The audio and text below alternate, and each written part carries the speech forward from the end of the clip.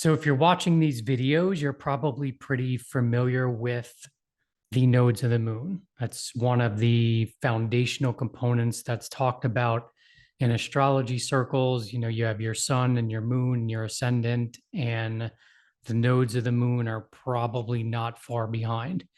And so the south node of the moon is where you're comfortable. It's the container held in childhood. It's where you've experienced things or how you've experienced things in the past. And then the north node symbolizing a new type of expression or a new energy that you're looking to experience and integrate with the south node in this lifetime.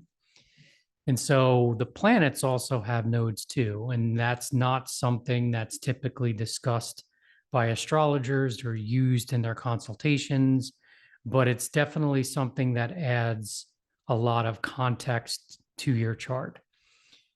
And so if you're familiar with evolutionary astrology, you know by just looking at your chart and looking at the placements of Pluto, looking at the placement of Uranus, looking at the south node of the moon, you can gain a lot of information in terms of potential past life influences that you or that are affecting you in this lifetime.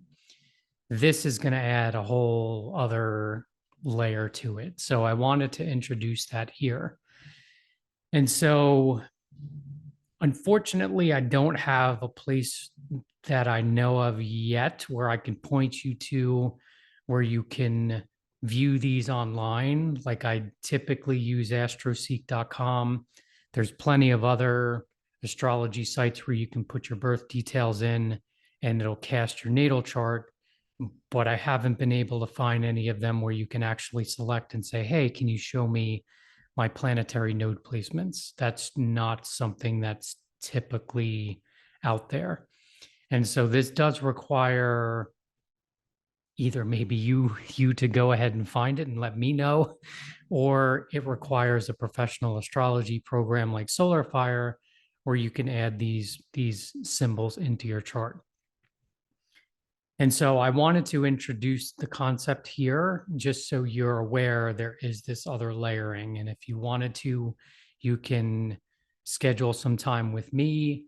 We can go through them to see what kind of context it adds to your chart. Or you can just email me. I'm going to link my email address below in the description. And if you were curious about where your placements were, you can email me with your birth details, with your date of birth, your location, and your time, and I can respond and say, hey, here's your planetary node placements. Here's the houses that they're in. If you have your exact time, if you don't have your exact time of birth, I won't be able to give you the house placements, but I'll be able to at least give you, here's where the nodes of each planet are, and here's the signs that they're in and the degrees they're in. So with that, I'm going to go ahead and I'm going to bring up a chart and I'm going to walk through what these are, how they can be interpreted, and provide as much information as I can. So I opened my SolarFire application, and with SolarFire, it just automatically creates a chart for when you open the application in your local region, right? So that's what I'm looking at here. So it's not a specific birth chart, although it is somebody's birth chart that was born at 8:10 here in the Pacific Northwest in Oregon. So we're going to use this as the example chart. And what I touched on in the beginning, or what I mentioned, was the nodes of the moon, which you're probably familiar with, right? Which are right here. And then they correlate to the moon, right? So you already talked about that. So the difference with the planetary nodes is that with the north and the south nodes of the moon, they're always in opposing signs and opposing degrees, right? They're exactly opposite of one another. With the nodes of the planets, that's not the case. So think like Venus and Mercury, their nodes can actually be conjunct the actual natal position, right? So they can vary greatly in terms of where the north and the south nodes of those planets are. With Mars, it's more of a first quarter or a last quarter trine would be the extent of the motion, I would say, so to speak. And then as you move farther out with the outer planets, their band is a lot more narrower. So they're similar to the north and the south node, where they'll be more directly across from each other, but it won't be the same degree. Right. And so that's the difference, or the big difference from a technical standpoint, between the nodes of the moon and the planetary nodes. And so this chart is just the regular chart. And now I'm going to bring up the planetary nodes. And so if you own SolarFire, I created a small video to describe how to get these planetary nodes to display. And I'll link that in the description box below if you are interested in checking that out. And so I'm going to do a layering effect. I'm going to bring in the outer planetary nodes first.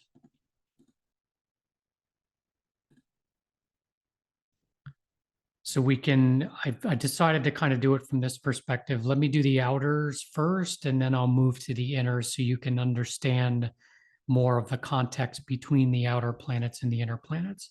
Now, when I say outer planets, I'm pulling in Jupiter to this as well, which is not really considered an outer planet. It would be Saturn's kind of the border. Saturn and everything outside of Saturn's orbit would be an outer.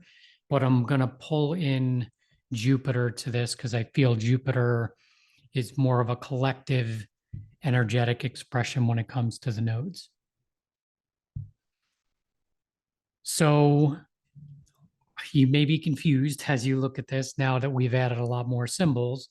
So this was the chart I just had up, is the inner circle. And I don't even know if you can see, but there's this dotted line that's separating the inner circle from the outer circle. And along this outside is the planetary nodes. And it may be difficult to see, so I'll try to articulate it as best as I can. But over here is all of the north nodes. There's a little N next to all of the planetary symbols. And over on this side is all the south nodes of the planets. So whenever we talk about the outer planets, or not me, but just astrologers in general, or just how it works, is the outer planets are more of a collective representation of the energy, right? Not that they don't have a personal application, but they are foundationally symbolizing the collective energies. And so where I like to focus on is Pluto, since I practice the principles of evolutionary astrology. So the north node of Pluto is in Capricorn. Sorry, this is the south node of Pluto. And the north node of Pluto is in Cancer. And so from around 500 AD through 2500 AD, the nodes of Pluto have been in Capricorn and Cancer, or they will be, right, between this time frame. So from a collective standpoint, not just Pluto, but we also have Saturn, and we also have Jupiter that's hanging out in Capricorn, south node Capricorn, north node Cancer. So from a collective standpoint, we've been experiencing the extremes of the Capricorn energy, right? So when I talk about Pluto, if you're familiar with my Pluto stuff, it's the need to experience the extremes of the energy, right? And so it's also evolution, it's also transformation, right? So it's a soul level need to experience, what does this feel like, right? Like regardless of what it is, it's an experience, right? Whatever we have happen to us here in this reality is an experience, right? So Saturn, Pluto, Jupiter in Capricorn. So think of this from a collective standpoint in terms of a linear time frame, with which, if you go back from between 500 AD until now, right, or like you just think of the 1900s, 1800s, 1700s, what was that? What was the experience of the Capricorn energy? Right. And so there's a lot, right? There's a lot of structures that were built. There was a lot of Saturn relating to structures, relating to authority, relating to a container, right? Think of Saturn from a foundational standpoint of, I'm going to provide this container for you to have an experience in, right? I like to use the analogy of a pot that you put a flower or a plant in, and you fill that pot with soil that has nutrients, and you pour water in there to allow that flower or plant to grow, right? It's a good container. But eventually that plant or flower is going to outgrow that pot. And so it would need to move to another container or another place where it can expand, right? And so Saturn representing structure and authority, Jupiter representing belief systems, Pluto symbolizing transformation and the potential need to experience extremes, right? So, what has that been like from a collective standpoint? Well, you think of domination, right? You think of wars, you think of power over dynamics where people, a smaller section of the collective is leading or controlling the masses, right? And so from a higher level perspective, right, we've experienced what that's like, right? Um, and then from a Jupiter standpoint, belief systems. And when I think of Jupiter from a past timeline perspective, I mean, even in the current day perspective, I think of religious conditioning, right? Religious conditioning being one part of that, but just belief conditioning, period, right? Like somebody has a belief structure that they feel strongly about. And so they project that onto people around them and say, you need to live according to this belief structure, or you name it, right? So when I talk about like religion, it's like, so religion can make you, think of religious conditioning in the past. There was a lot of distortion that was part of that system, right? But then there's also just making you feel bad for behaving and acting the way you naturally should be, right? Is part of that conditioning. So we've experienced that. So that's all the south node energy here. And then the north nodes of these are over in Cancer, right? So think of this time frame, 500 AD to 2500 AD, where now we're bringing on board more of the Cancer energy to the Capricorn, which is more recognizing our emotions, being able to state our emotions without fear that we're going to get punished or exiled in some way or tortured, could be an expression of this energy, right? And so Cancer is more of the caring, nurturing, supportive, allowing things to come to you, allowing yourself to work more with your higher self, with the universe, to have things show up for you. And so we're bringing more of that energy into the Capricorn side. And it's not that we're moving away from the Capricorn side, there's an integration that's taking place, right? Because you still need a container, a Capricorn, you still need some kind of a structure to be able to operate in, right? It's just breaking free from all of the structures that did not support our most authentic expression. So that's symbolizing what we're going through from a collective standpoint. Now, personally, you can take these archetypes and how these nodes work, similar to the nodes of the moon, and the moon is past, present, future, right? So look at your natal Pluto placement compared to the south node placement and the north node placement, right? And how are you directly experiencing this shift between the dominance of, or the extremes of Capricorn, bringing on board more of the Cancer energy, right? So your natal Pluto would give you context in how you personally are doing that by house, sign, aspects, ruler, all of the layering that goes on top of that. Right. And so I didn't touch on, so I have Neptune here, south node in Aquarius, north node Neptune in Leo. So again, think of linear time frames. Neptune in Aquarius. Aquarius is a fixed sign. Aquarius ruled by Saturn, again with the structure, right? Extremes of structure is kind of like what I'm getting in terms of past timelines, in terms of that Neptune energy, which Neptune is, how I see it now is like universal consciousness, or it's universal, knowing that we're all part of the same energy expression, we're all part of source energy. But thinking past timelines is that getting distorted, right? An Aquarius type distortion. And then the North Node in Leo, Leo is more of a personal expression, it's more of a creative expression. It's more of being more in alignment with my own unique way of expressing myself, right? So that's the Neptune energy.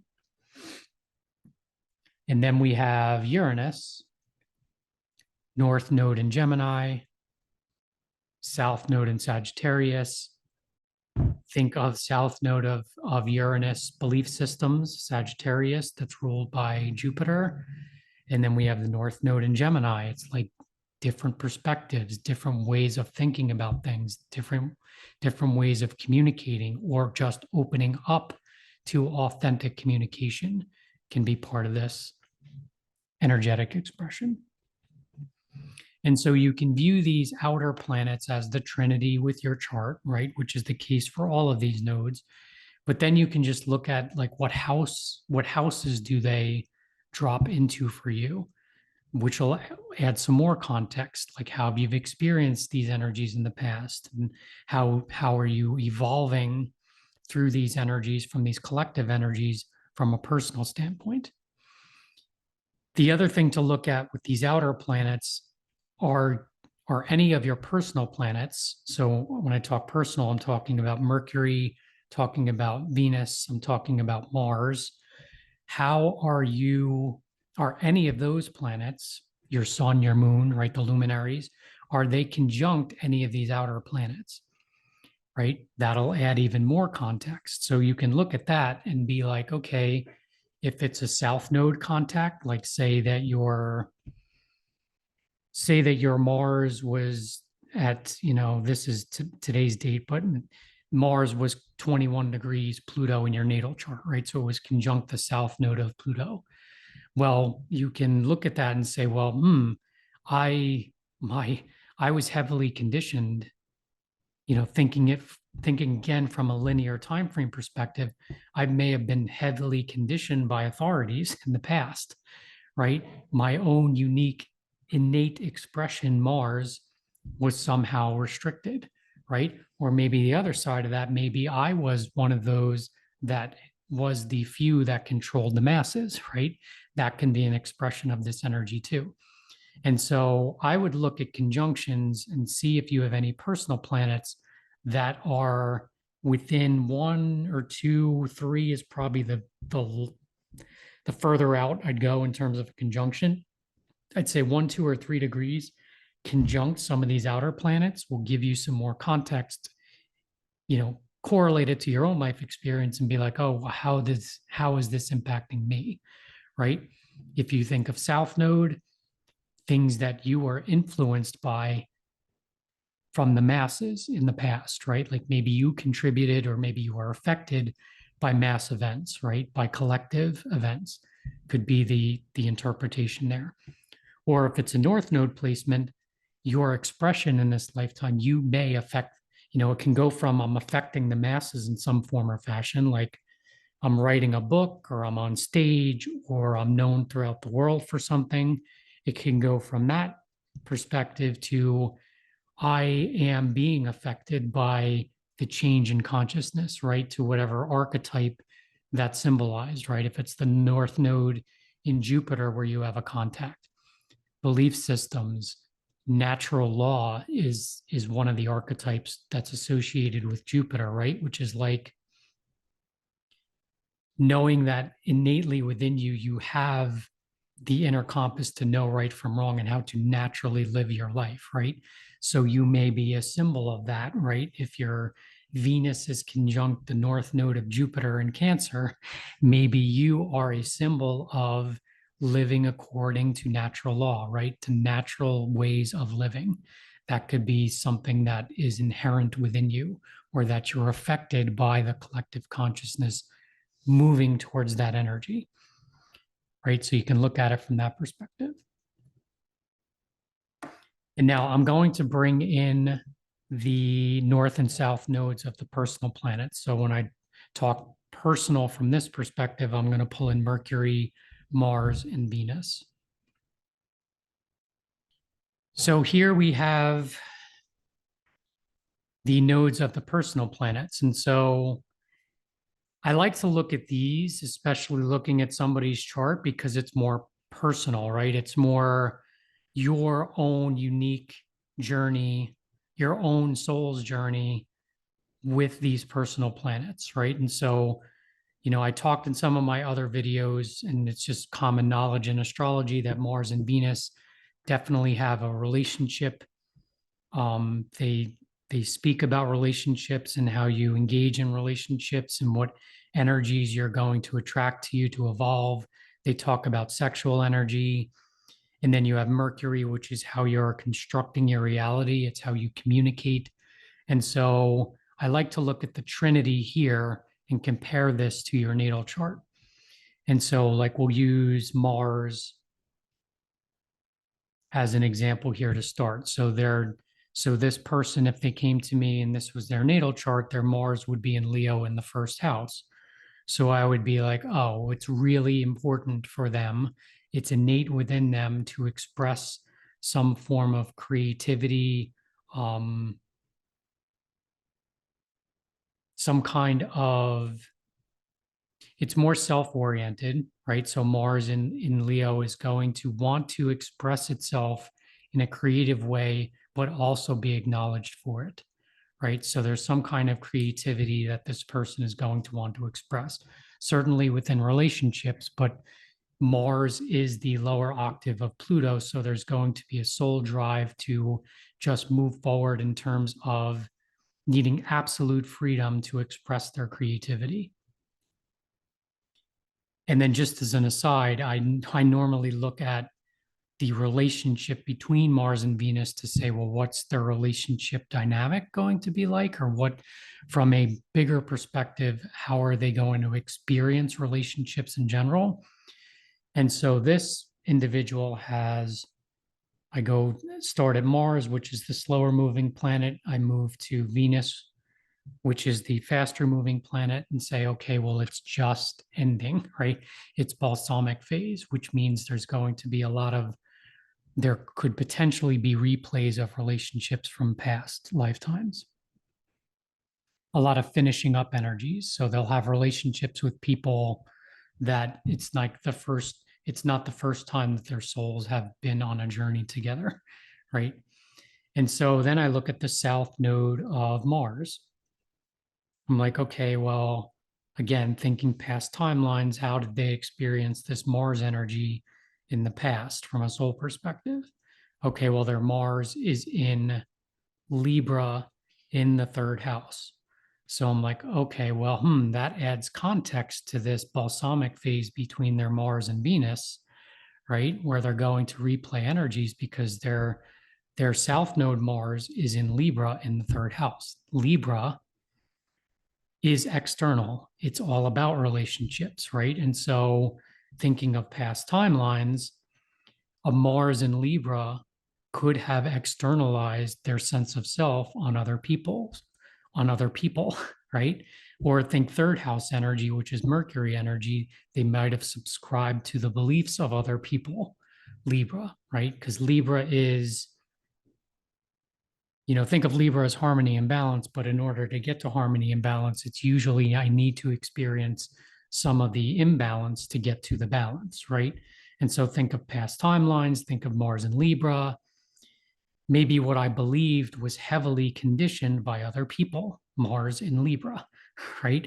Or I relied on information from other people. That was my mode of expression in other lifetimes. So in this lifetime, it's more self-focused, right? There's a creativity, there's an expression within me that I need to express.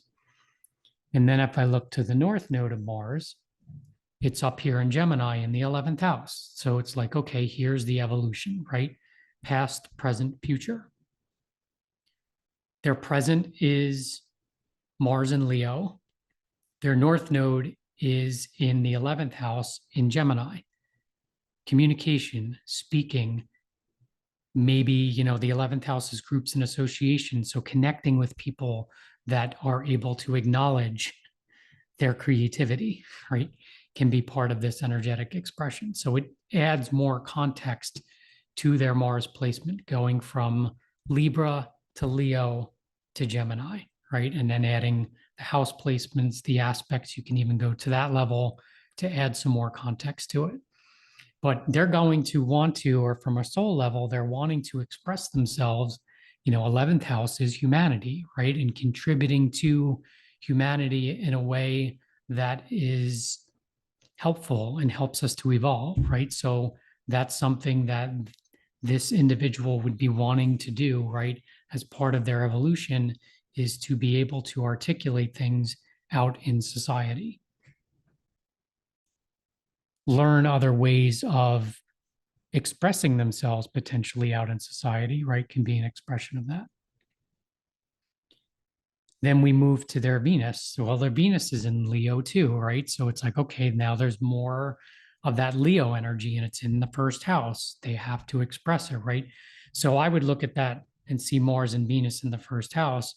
They're going to be, I don't like to use this word because it's got kind of like a bad rap, but narcissistic. They're going to need to be very much self-involved, right? And not only is there Mars and Venus, but their moon and Black Moon Lilith is there. It's all blending energies, right?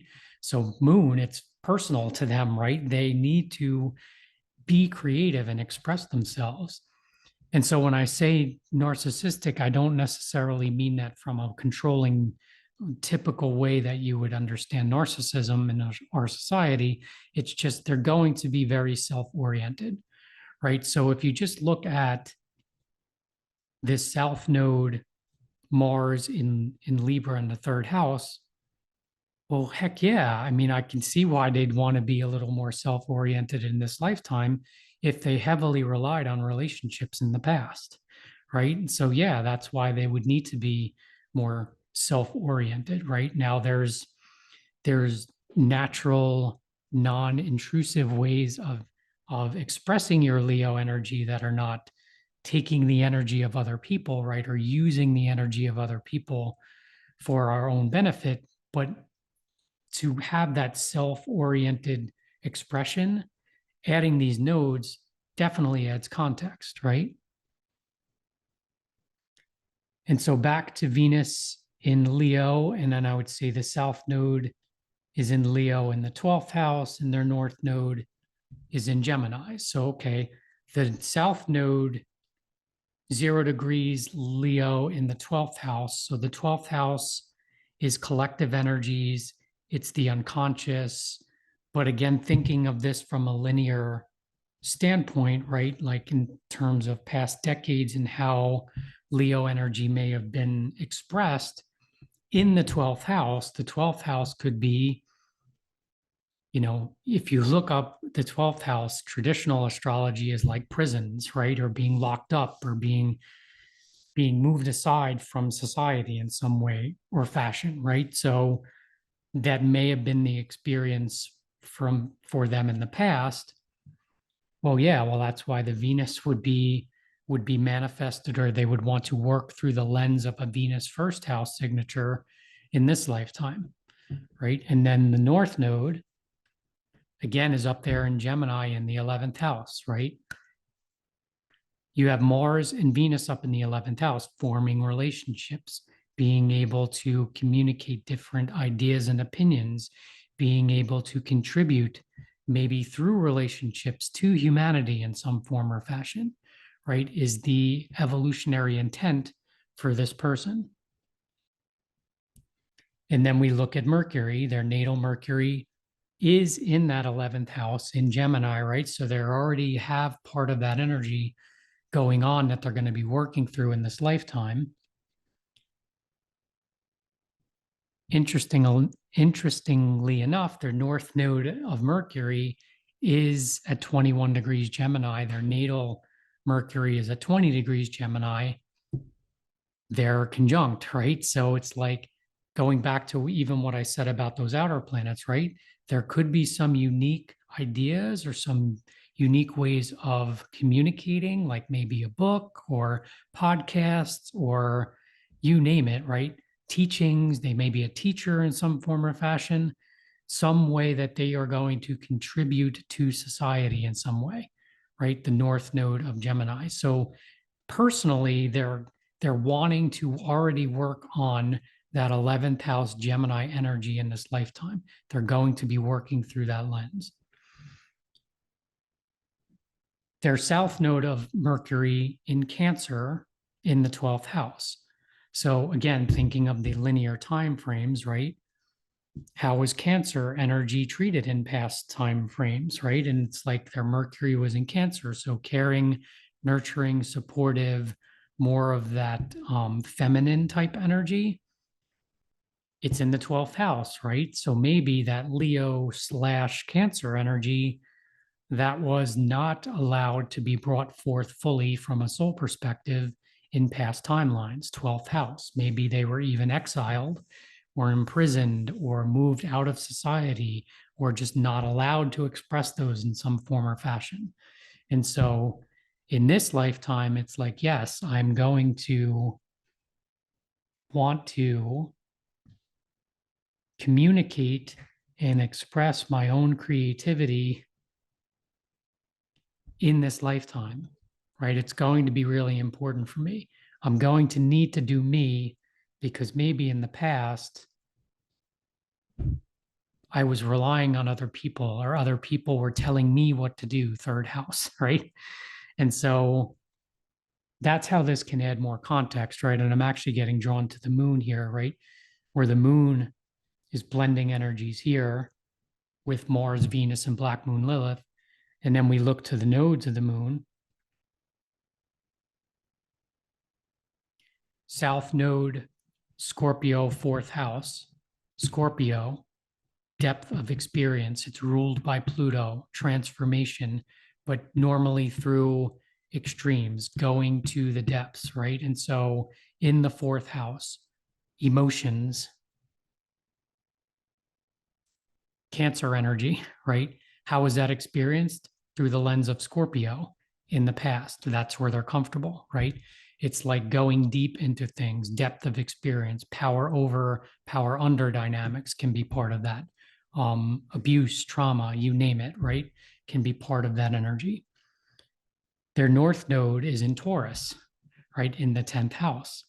Taurus is more, it's the opposite side of Scorpio. It's more steady state. It's like taking all of that experience and wisdom from the Scorpio archetype, moves over to Taurus, where Taurus is like, I'm really grounded and secure in terms of who I am as an individual.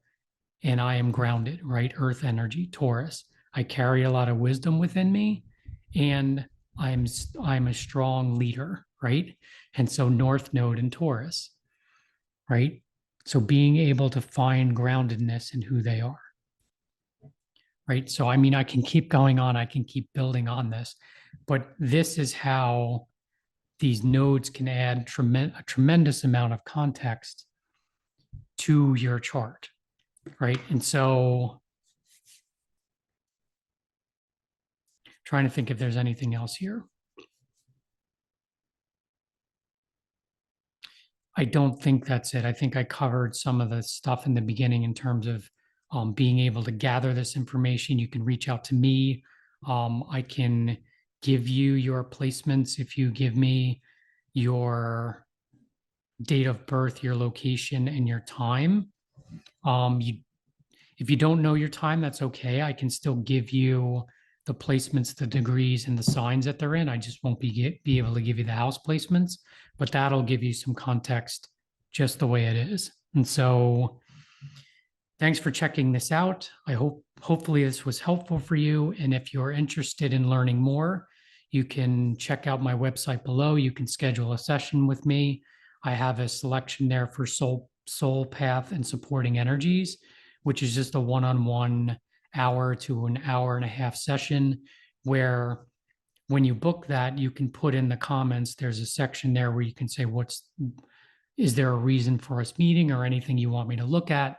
You can put in there, hey, I watched the video on the nodes and I want to be able to have my chart read from the perspective of adding the planetary node context to my natal chart. And we can certainly do that. So thanks for being here. I appreciate your energy and I'll see you again in another video. Thanks.